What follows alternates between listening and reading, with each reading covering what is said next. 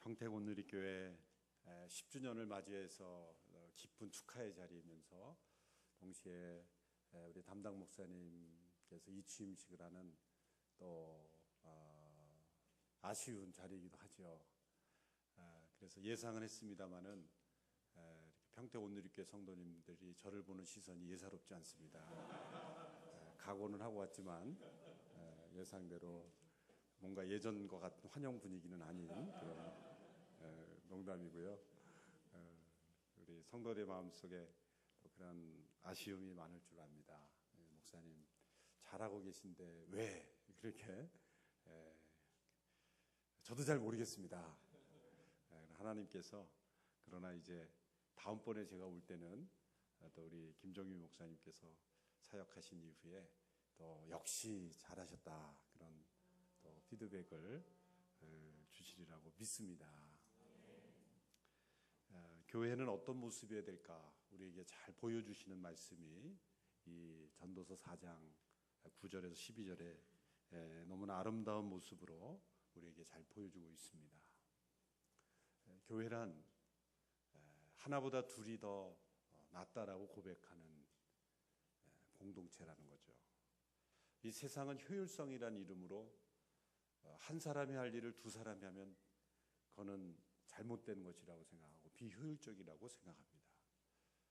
교회는 한 사람이 할 일을 두 사람이 나누어서 하는 공동체가 교회입니다. 둘이 할 일을 셋이 나누고 셋이 할 일을 넷이 나누고. 왜냐하면 일이 목적이 아니라 성취가 목적이 아니라 우리가 서로가 목적이기 때문에 우리의 관계가 목적이기 때문에 혼자서 잘할 일을 함께 하면서 내가 했다라고 말하는 사람이 아니라 우리가 했다. 우리가 함께 했다라고 고백하는 것을 더 즐거워하는 사람들이 바로 교인들입니다. 교회가 이 공동체성을 잃어버리면 언제나 둘보다 내가 낫다. 저 사람보다 내가 낫다. 내가 했다. 내가 해야 된다. 내 주장대로 이루어져야 된다. 내 의견대로 이루어지지 않으면 분노하고 또 정죄하고 상대방을 비난하는 그 모습은 바로 공동체의 모습을 잃어버린 하나님께서 원하시지 않는 그런 공동체의 모습입니다. 하나님께서 세우신 이 두 개의 기관이 있죠. 세상에 많은 그 기관들이 있지만 하나님은 두 개의 공동체만 창조하셨습니다. 하나는 가족이요, 또 하나가 교회입니다. 하나님께서 만드신 공동체는 언제나 유사성이 있어요. 그것은 관계 공동체라는 겁니다. 어떤 일과 성취보다도 더 중요한 것은 서로의 관계, 서로를 어떻게 생각하는가가 더 중요한 공동체가 바로 하나님께서 창조하신 이 가정과 교회입니다. 가정에서 여러 자녀가 있는데 한 자녀는 상을 받고 한 자녀는 상을 못 받았어요. 부모가 상 받은 자녀들은 아이고 너 잘했다. 넌 역시 우리 아들이다. 이렇게 잘할 수가 있나 칭찬하고, 상을 못 받은 자녀는 너가 내 아들일 수 있느니? 그렇게 성취로 자녀를 평가하는 것이 진정한 가정일 수가 없는 거죠. 오히려 상을 못 받은 그 자녀에게 또 그 형제에게 마음 아플까 봐 상 받은 것도 감추고 내가 잘한 것도 마치 잘못한 것처럼 그렇게 말하지 않고 그 가족을 배려하는 곳이 가정 아니겠습니까? 그게 진정한 가족이죠. 가족 구성원의 어떤 성취도 자기를 낮추어서 연약한 지체를 늘 배려하는 것이 진정한 가족입니다. 이 가족의 원리가 그대로 교회 안에 살아있으면 그 교회는 하나님의 공동체가 되는 거죠. 그래서 진짜 교회다운 교회는 가정 같은 교회입니다. 진짜 교회 같은 교회를 가보면 화목한 가정, 하나된 가정, 혈육보다도 더 그리스도의 피로 가까워진 그런 하나됨을 경험하는 교회가 진짜 교회다운 교회인 거예요. 그럼 진짜 가정 같은 가정은 어떤 가정인가? 교회의 모습이 나타나는 거예요. 하나님을 경외하고 온 가족이 하나님의 말씀으로 하나 되고 같이 예배하고 기도하고 하나님을 경외하는. 그래서 예배당에서만 예배하고 집에서는 하나님 상관없이 하는 것이 아니라 모든 가족의 크고 작은 결정을 하나님 보시기에 가족회의는 재직회의 같아요. 예배드리고 우리가 하나님의 뜻을 어떻게 이룰 건가. 가족의 대화가 꼭 당회하듯이 이렇게 은혜 없는 당회가 아니라 은혜로운 온누리교회 당회 같은 그런 가정. 그게 바로 진짜 가정 같은 가정이죠. 이렇게 가정은 교회 같고 교회는 가정 같아지는. 왜 그러냐? 하나님께서 창조하신 두 개의 공동체이기 때문에 서로 닮은 꼴이 있다는 거죠. 서로 닮은 꼴이 있습니다. 가족 중에 한 사람이 넘어지면 어떻게 합니까? 일으켜 세워주는 것이 가정이죠. 가족이 아니면 길거리에서 지나가는 사람은 어떤 사람은 툭 치고 넘어졌는데도 모르고 지나갈 수도 있어요. 나로 인해서 흔히 그런 일 많죠. 가방으로 지나가면서 툭 이렇게 몸을 칠 수도 있고 아프게 할 수도 있고 다치게 할 수도 있고 내 실수로 내 사고로 다른 사람을 해칠 수도 있습니다. 그러나 세상은 돈으로 보상하고 또 책임만 면할 수 있으면 되는 것이 세상이에요. 그러나 교회는 넘어진 사람을 세워주는 공동체. 우리 모두는 다 인생을 살면서 적어도 한 번은 넘어집니다. 몸이 넘어지는 것이 아니라 우리의 영혼이, 우리의 마음이 넘어집니다. 누군가 붙잡아 일으켜 주어야지 않으면 일어날 수 없는 마음의 실망감, 절망, 좌절, 그것으로 인해서 우리가 일어나지 못하는 때가 있습니다. 그런데 하나님의 이 공동체에 와서 그 마음이 회복되고 다시 용기를 얻고 다시 한번 소망을 얻는 그런 공동체, 그것이 바로 진정한 교회의 모습이죠. 세상은 모두 외롭습니다. 춥습니다. 오늘 말씀에 보면 둘이 함께해서 서로를 따뜻하게 해줄 수 있다. 온기를 느낄 수 있는 이 따뜻한 공동체. 여러분, 이것이 쉬운 것이 아닙니다. 여러분, 가족도 때로는 온기를 느끼지 못하는 가족이 얼마나 많습니까? 역전에서 노숙 생활을 하는 분들, 가족이 없어서 거기 나온 분들이 없어요. 가족에서조차 냉기를 느끼기 때문에 어쩌면 그 차가운 역전 바닥에서 신문지 깔고 누워 계시지만 거기서 함께 사는 사람들에게서는 온기가 느껴지는 거예요. 왜 그 차가운 길바닥으로 나왔냐면 온기를 찾아서 그 차가운 길바닥으로 나온 거예요. 역설적인 거죠. 따뜻한 아랫목이 있는 집에서는 온기를 느낄 수가 없기 때문에 사람들이 길거리로 나오는 거죠. 우리 청소년들이 오늘 제가 어떤 미팅에서 통계를 보니까 학교에서 사라지는 청소년이 28만 명이래요. 어디 갔는지도 모르고 그냥 사라지는 거예요. 그냥 28만 명. 청소년 자살률이 OECD 국가 중에 지금 두 번째. 급증하고 있어요. 이 청소년 자살률과 학교에서 사라지는 많은 청소년들이 왜 그럴까요? 학교가 따뜻하지가 않은 거예요. 공부 잘하면 예쁨을 받지만 아무리 노력해도 안 되는 거 어떻게 해요? 저는 공감해요. 저는 수학을 얼마나 못했냐면 숫자가 숫자인지 영어인지 구분이 안 돼요. 지금도 전 산수를 못해요. 산수를 못해요. 그래서 우리 애들이 초등학교 다닐 때 그 산수 곱하기 나누기 그거 세 자리 숫자만 넘어가면 저는 계산기가 좋아서 안 돼요. 도저히 안 돼요. 저는 기억해요. 지금도 수학 문제를 못 풀어서 이 걸레 큰 마대자루로 선생님이 이 허벅지를 그냥 때려요. 그냥 막 뻘겋게 멍들게 때려요. 그래 참 그때는 착했던 것 같아요. 요즘 큰일 나죠. 그때는 맞아 싸다. 나는 맞아 싸다. 한 번도 선생님에 대해서 분노하거나 뭐 제가 무슨 메조키즘 환자도 아니고 학대받는 걸 즐기는 환자도 아닌데 한 번도 선생님에 대해서 뭐 반감을 가져본 적이 없어요. 수학 못하는 내가 죄인이지. 나는 죽어 마땅해. 그만 때려주셔서 감사합니다. 그리고 지금 생각해 보니까 참 이게 말도 안 되는 거예요. 그런데 제가 그렇게 수업 시간에 수학 못한다고 두들겨 맞으면서도 길거리로 뛰쳐나가지 않을 수 있었던 거는 교회 공동체가 따뜻했기 때문이에요. 그렇게 일주일 동안 수학 시간에 맞고도 토요일 주말에 가면은 교회가 너무 따뜻한 거예요. 교회가 너무 따뜻한 거예요.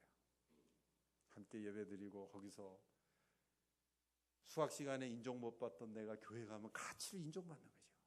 제가 회장이었어요, 회장.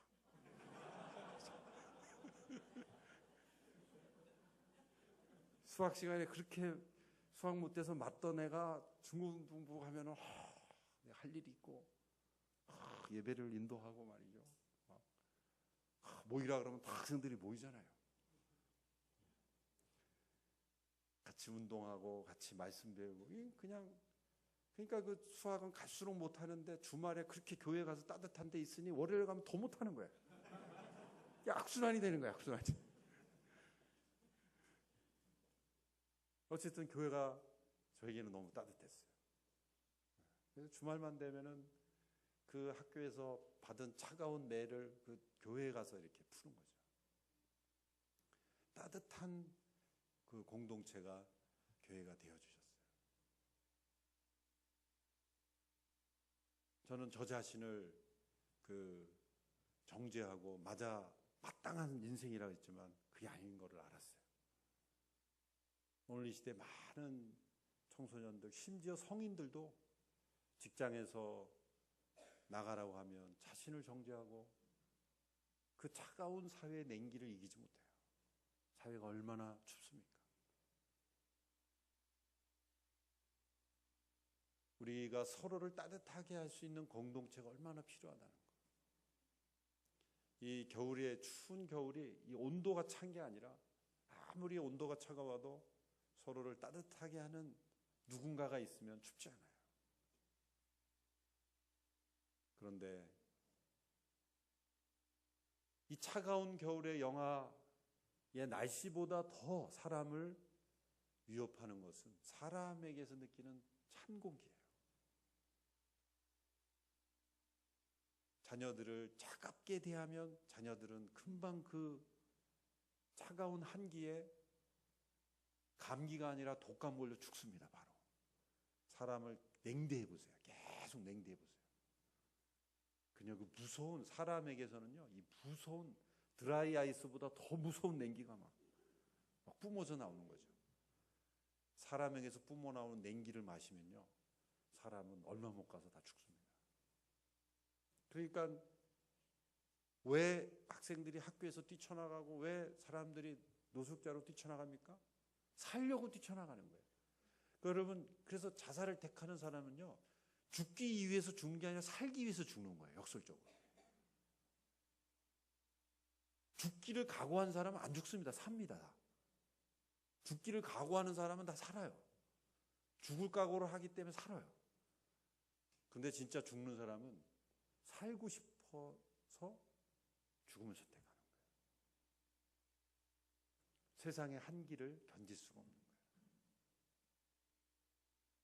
저는 우리 온누리교회가 따뜻한 그런 공동체, 서로의 온기를 따뜻하게 만들어줄 수 있는 그런 가정과 같은 교회가 됐으면 좋겠어요.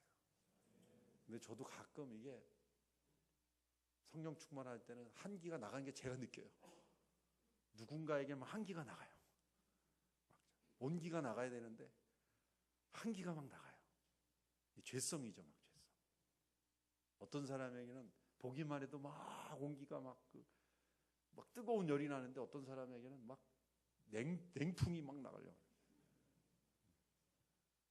그러면 놀랍게도 나 자신도 죽어요. 나 자신도 죽어요. 혼자서는 질 일도 둘이서는 당해낼 수 있으니 세겹줄은 쉽게 끊어지지 않는다. 혼자 할 수 있는 것이 얼마나 될까? 사실 우리가 혼자 전지전능한 사람인 것처럼 혼자 많은 것을 해낼 수 있다고 생각하지만 우리는 물건 하나 드는 것도 혼자 못합니다. 사소한 문제도 혼자 해결하지 못해요. 전등 하나 다는 것도 혼자 못합니다. 누군가의 도움이 반드시 필요한 인생이라는 것. 그렇게 연약한 인생인데 혼자서 다 할 수 있는 것처럼 그렇게 교만하고 자만한 것이 우리의 인생의 모습이죠.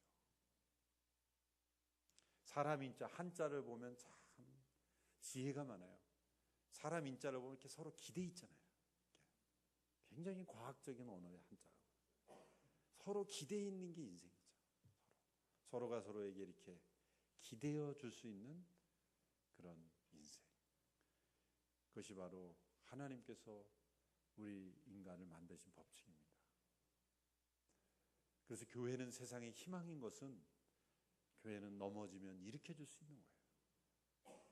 또 세상의 추운 겨울을 이겨낼 수 있는 온기가 되어줄 수 있는, 혼자 할 수 없는 일을 감당할 수 있도록 만들어주는 그런 공동체가 바로 교회입니다. 그래서 평택 온누리교회는 우리 모든 온누리교회 캠퍼스 가운데 가장 이런 온기를 이 전도서 4장 9절 이하의 말씀을 경험할 수 있는, 이 규모가 커지면 커질수록 그것을 참 느끼기 쉽지 않아요. 왜요? 공동체에 다 포함이 안 되기 때문에 혼자서 예배만 드리고 왔다 갔다 해서는 그런 걸 느끼지 못해요. 그래도 지역 공동체 사역팀에 함께 참여해서 말씀과 삶을 나누는 성도들은 이 공동체의 모습을 이게 무슨 말씀인지 알 수 있어요. 근데 아직도 절반가량의 성도들은, 서빙과 양재에 있는 성도들은 공동체에 참여하지 않아요. 그냥 홀로. 그래서 어디선가 넘어져 있을 거예요. 어디선가 한기를 끼고 있고 어디선가 쓰러져 있는 성도들이 있을 수 있어요. 참 안타까워요. 우리 평택 온누리교회 성도님들 이렇게 보면은 얼굴만 봐도 부부싸움하고 오셨구나. 다 알게 돼요. 주무시는 거 보면 어제 피곤하셨구나. 애가 속썩이는 거 다 할 수 있잖아요. 한눈에 쫙 보이니까. 한 공동체가 돼줄 수 있는 거예요. 그렇죠? 축복성 할 때 가서 축복하고 바로 자기로 돌아올 수 있잖아요. 서병 형제는 가면 못 돌아와요. 이게 가지도 않아. 성찬도 이렇게 다 나눌 수가 있잖아요. 얼마나 좋은 거예요. 여러분, 규모가 작은 것이 축복이라고 생각해야 건강한 성장이 이루어지는 겁니다. 비교해서 서빙고 양재는 저렇게 큰데 우리는 뭐야? 이거 아니에요. 그거는 하나님의 공동체의 모습이 아니죠. 작으면 작기 때문에 우리는 더 아름답다. 그거죠. 그래서 우리 평택 온누리교회가 이런 정말 공동체의 축복을 깊이 누릴 수 있게 되기를 바랍니다. 그래서 우리 김소리 목사님이 정말 소리 없이 와서 소리 없이 주님의 소리로 잘 감당하셨는데, 우리 김정일 목사님은 아주 듬직한 분으로 든든히 서서 많은 사람들을 이렇게 붙잡아 주시는 목사님이 될 줄로 믿습니다. 박정일 목사님 표현대로 하면 은근히 막 부흥 일으키시는 분이에요. 은근히.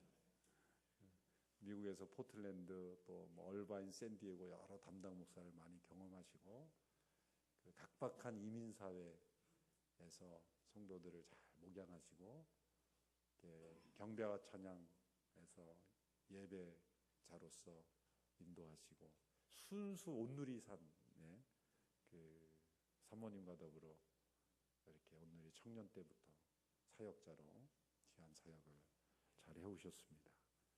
정말 이런 아름다운 공동체, 정말 서로 세워주고 따뜻하게 해주고, 그리고 서로가 힘을 보태서 이 시너지가 일어나는 그런 이 세겹줄 공동체, 끊어지지 않는 삼위일체 하나님이 하나 되어 역사하신 것처럼 우리 평택 온누리교회 성도들이 이렇게 마음과 마음이 하나 됨으로써 공동체의 축복을 풍성하게 누리는 그런 온누리교회로 더욱 세워져 갈 수 있게 되기를 축원합니다. 기도하겠습니다.